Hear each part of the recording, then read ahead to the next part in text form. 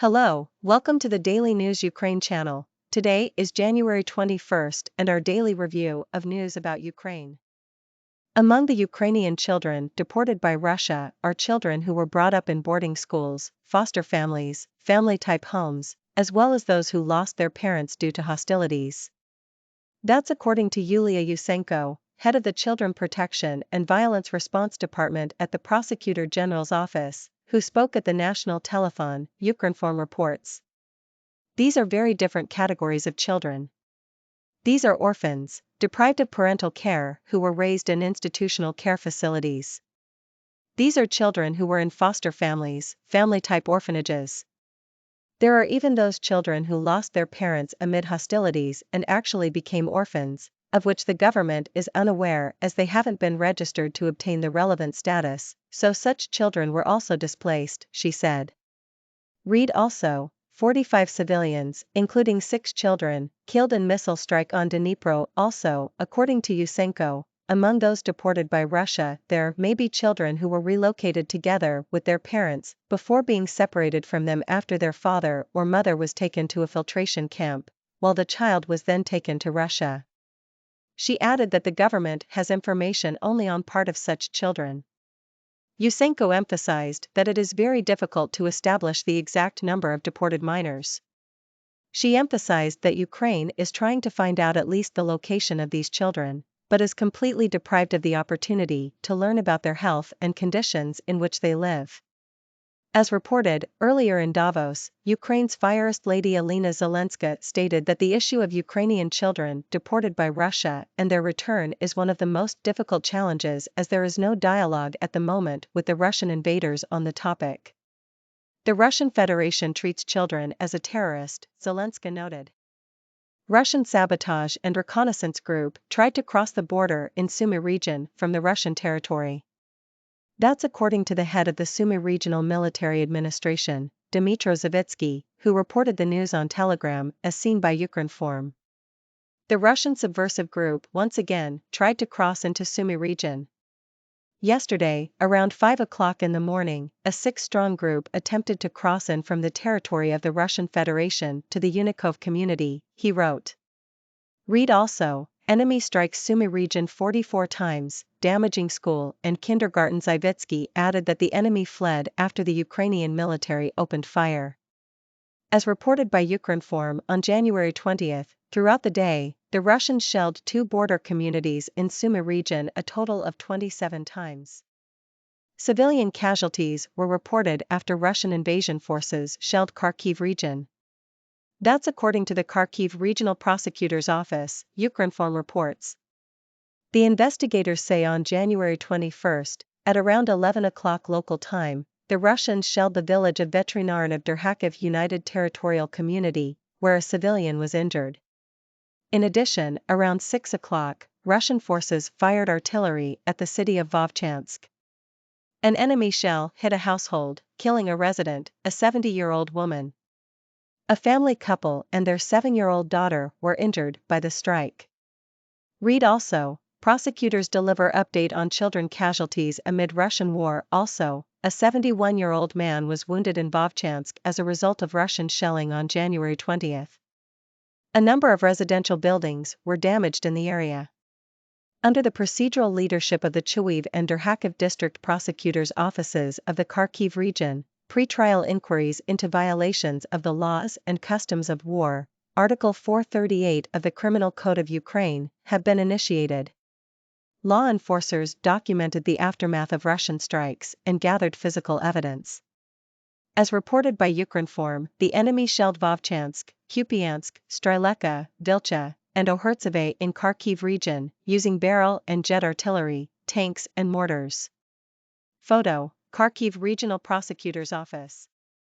Deputy Minister for Foreign Affairs of Ukraine FM Melnyk expressed his disappointment with Germany's indecision regarding sending Leopard 2 tanks to Ukraine. He stated this in an interview with CNN, Ukrinform reports. We are disappointed, but still the decision has not been taken yet, so we hope that the government in Berlin will take seriously all of the concerns they heard on Friday in Ramstein, Melnyk added. After 331 days of brutal war which Russia has been waging against Ukraine, they are still making an inventory of stocks of the Bundeswehr, the armed forces of the Federal Republic of Germany, and in the industry, to check whether they have something to send to Ukraine. It is ridiculous, Melnyk told CNN. Read also, Zelensky appoints new ambassador to Germany. As reported, on January 20, German Defense Minister Boris Pistorius said that the Allies had not reached an agreement on providing Ukraine with Leopard 2 at the Ramstein meeting, adding that the move could be approved soon. Pistorius also noted that he had instructed to check the Bundeswehr and industry's tank stocks. Meanwhile, Minister of Defense Oleksiy Reznikov of Ukraine announced the start of training for the Ukrainian military on Leopard tanks. As of January 21, 5 Russian Kalibr missile carriers have been spotted in the Black Sea, with a total salvo of 36 missiles. That's according to the naval forces of Ukraine, Ukrinform reports. There are 11 enemy vessels on combat duty in the Black Sea, 5 of them carrying Kalibr cruise missiles, with a total salvo of 36 missiles, the statement reads. In the Sea of Azov, the enemy continues to control sea communications by keeping 2 warships on combat duty. In the Mediterranean, Russia has 10 warships, 5 of them carrying Kalibr cruise missiles, with a total salvo of 72 missiles.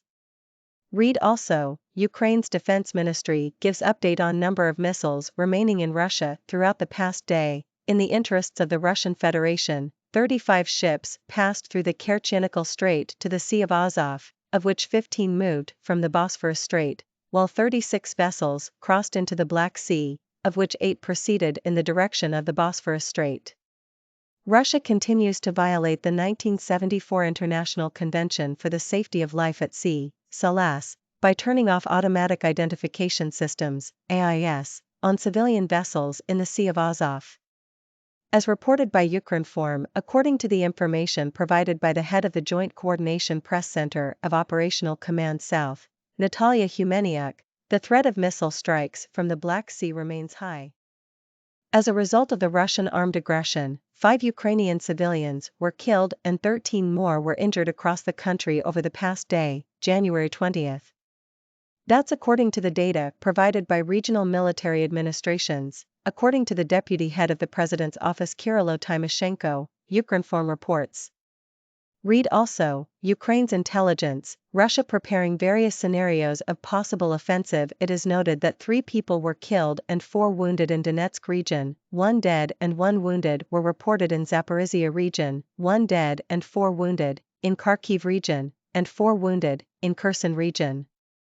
As reported, Russian troops opened fire at 8 regions of Ukraine on Friday, January 20.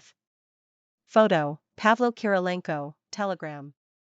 Germany and France share an often uneasy history as neighbors, but today they stand together for peace and order on the continent. German Chancellor Olaf Scholz said this in his Saturday Kanzler Compact video podcast, Ukrinform reports. We are facing a common challenge. Putin's imperialism shall not win. We will not allow Europe to return to the days when violence replaced politics. We will continue to support Ukraine. Together. In defense of our European peace project, said Scholz. He noted that over the past 60 years, Franco-German friendship has become natural and routine, but if you look back, for centuries the relationship between the 2 states has been difficult, marked by wars and destruction, deep mistrust. Read also, Morawiecki, Poland waiting for creation of broad coalition to hand over Leopard tanks to Ukraine when Federal Chancellor Konrad Adenauer and President Charles de Gaulle signed the Élysée Treaty 60 years ago. Less than 20 years had passed since the end of World War II unleashed by Germany. The wounds were far from healed. But France extended a hand to the Germans as a sign of reconciliation. A historic gesture, the Chancellor of Germany noted. He emphasized that now, 60 years on, it is possible to say, the peace project has been completed. Germany and France are friends and close partners. Today this is about the European peace project at the turn of the century, about common values that countries seek to preserve, protect, and strengthen. On January 22, Scholz will travel to Paris leading his government delegation to participate in the Franco-German Council of Ministers, which, at the initiative of President Emmanuel Macron, is timed with the 60th anniversary of the signing of the Élysée Treaty. Photo, Alt. Everything with the Russian flag is now a target for the Ukrainian Navy. This was stated by Navy Commander Vice Admiral Oleksiy Nyspapa. The force's press service reported on Facebook, according to Ukrinform. Anything with the flag of the Russian Federation is now a target for the naval forces of Ukraine. It doesn't matter if it's a cruiser, a boat, a frigate, or a submarine, the Vice Admiral emphasized. He recalled how in March, the Russian General Staff reported that the Ukrainian naval forces had ceased to exist. And as early as next month, the flagship of the aggressor power's Black Sea Fleet, the Moskva cruiser, went down. Read also, Reznikov, Ukraine should produce everything, from shells to missiles as reported. On April 13, Ukraine's Neptune missiles hit and sank the Moskva cruiser worth $750 million. She drowned on April 14. The Russian Ministry of Defense publicly acknowledged the deaths of only 5 crew members. According to Alexei Danilov, Secretary of the National Security and Defense Council of Ukraine, at the time of the strike there were 510 personnel on the Moskva, of which 58 are believed to have survived. The main intelligence directorate, GRU, noted that the sailors' families were forced to keep silent about the deaths of their loved ones. The foreign ministers of Latvia, Estonia, and Lithuania pointed to Germany's special responsibility for restoring peace in Europe and called on Berlin to provide Leopard tanks to Ukraine as soon as possible. We, foreign ministers of Latvia, Estonia, and Lithuania, call on Germany to provide Leopard tanks to Ukraine now. This is needed to stop Russian aggression, help Ukraine, and restore peace in Europe quickly. Germany as the leading European power has special responsibility in this regard, Edgars Rinkēvičs, Minister of Foreign Affairs of the Republic of Latvia, posted on Twitter on behalf of the 3 countries. As reported, Minister of Defense of Ukraine Oleksiy Reznikov announced the start of training of the Ukrainian military on Leopard tanks. OL. There is a realistic possibility of local Russian advances around Bakhmut. This is stated in the British intelligence report published by the UK's Ministry of Defence on Twitter on Saturday. As noted, the heaviest fighting has focused in 3 sectors in Donetsk and Zaporizhzhia regions in recent days. At the same time, in the northeast, near Crimea, Ukraine has likely made small gains and successfully defended against a Russian counterattack. Around Donetsk region, in Bakhmut sector, Russian and Wagner proxy forces have likely been reconstituting in the town of Soledar, after capturing it earlier in the week, the British intelligence says. In the south, in Zaporizhzhia region, both sides have massed significant forces, which have conducted artillery exchanges and skirmishes, but have avoided any large-scale offensive effort.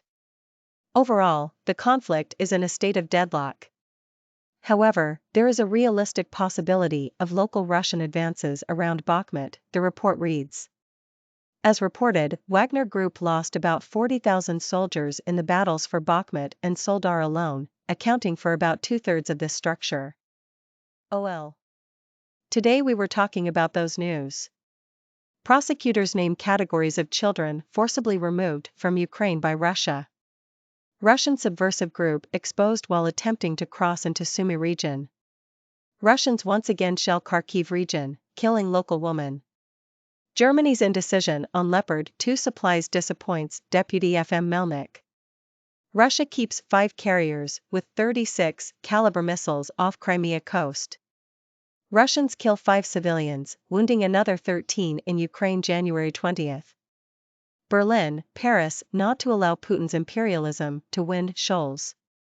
Commander speaks of targets for naval forces. Baltic states' foreign ministers call on Germany to provide Leopard tanks to Ukraine now. Russians likely to advance around Bakhmut, British intelligence.